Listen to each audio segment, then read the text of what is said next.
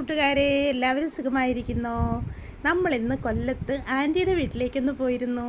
അതിൻ്റെ വിശേഷങ്ങളാണ് വീഡിയോയിൽ കേട്ടോ.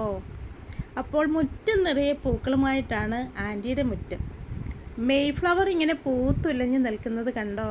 പൗഡർ പഫ് ഈ പ്രാവശ്യം നിറയെ എനിക്കും പൂത്തു എന്ന് ഞാൻ പറയുകയാണ് കേട്ടോ ആൻറ്റിയോട്.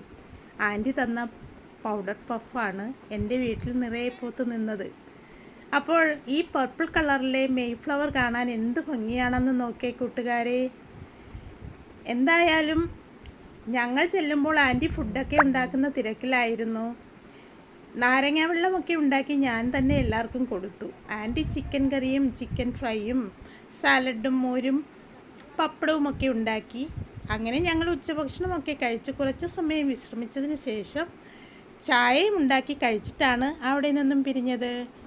അപ്പോൾ വീഡിയോ ഇഷ്ടമായാൽ ലൈക്കും കമൻറ്റുമൊക്കെ ചെയ്തേ.